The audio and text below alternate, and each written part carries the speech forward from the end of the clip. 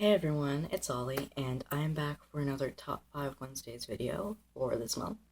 The theme for this week, Wednesday, April 13th, is books about hard topics. These hard topics could be anything from mental illness, physical illness, sexual assault, etc.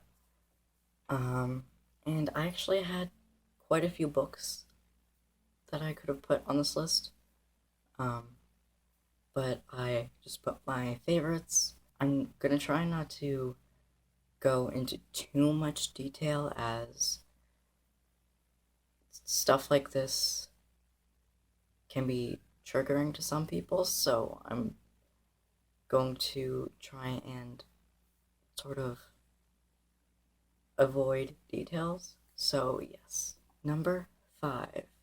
Number 5 is a book that I have talked about countless times, and it should be no surprise that this is on my list. And number 5 is Furiously Happy by Jenny Lawson. To just briefly summarize this, it is dealing with depression, anxiety, and other forms of mental illness in a funny way. So it's really relatable in that sense, and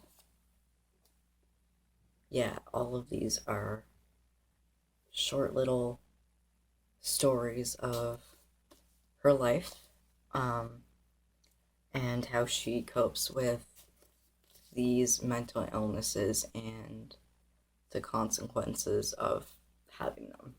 Number 4.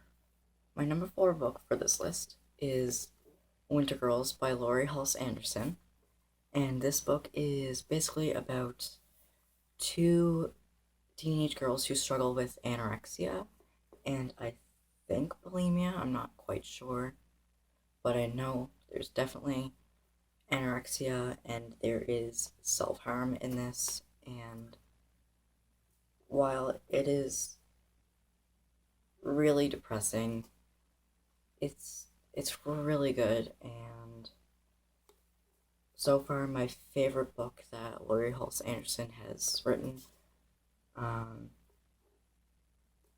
And it can get really, really deep at parts, like really intense. So yeah, if you want something like that, then this is a good book to read. Number 3. My number 3 book on this list is No Safe Harbor,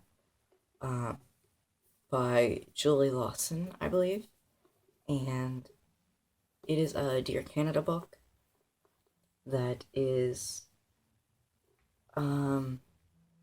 its format is sort of diary entries, and this particular book, all of the Dear Canada books in the series deal with a particular issue, but this one centers around the Halifax explosion, and it's historical fiction, but it deals with the aftermath of the Halifax explosion, and I figured that's a pretty hard topic. But yeah, the aftermath of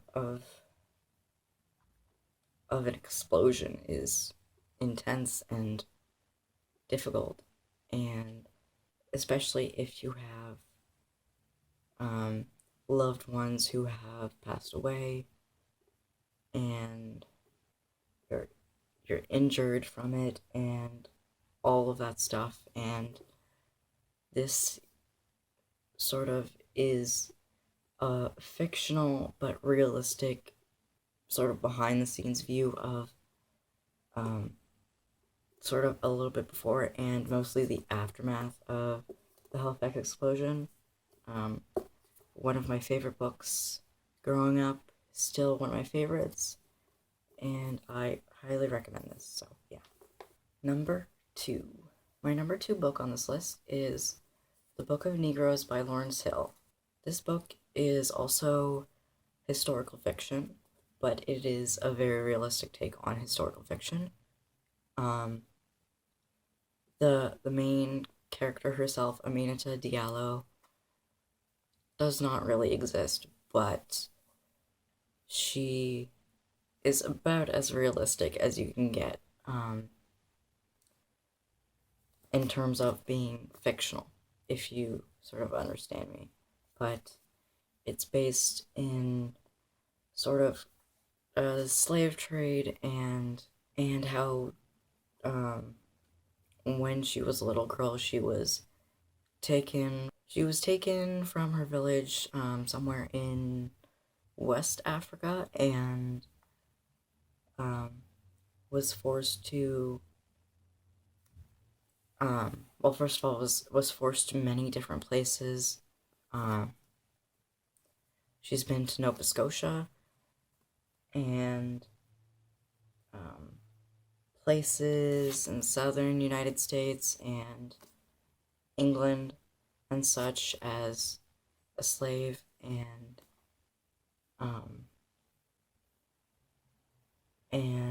this is how she sort of forges her own freedom and how she deals with all of this insanity that occurs during this time. There's definitely loss in this, and it deals with, what slaves had to deal with, really intense, horrifying things. But this is a real eye-opener, and it is an amazing book, and I highly recommend this one as well. Number 1. My number 1 book on this list should be no surprise to anyone. Like Fiercely Happy, I have talked about this book countless times, and have said nothing but good things about it. And that is A Monster Calls by Patrick Ness.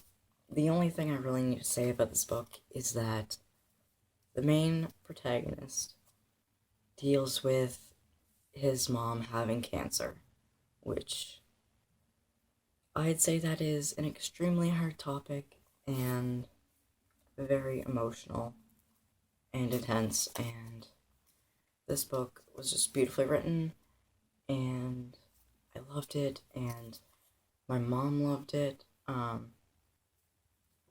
and it was just great. Another one I highly recommend, and yeah, one of the most emotional books I own. So yes, that is it for this video. Stay tuned for a video in a few days marking my 1 year on tea, and I'll be talking more about that and what has been going on since I last made a video about it and such. And yeah, and then after that, it will be back to weekly top 5 videos. So yeah. So yes, that's it for this video, and I will see you all in my next video. Bye.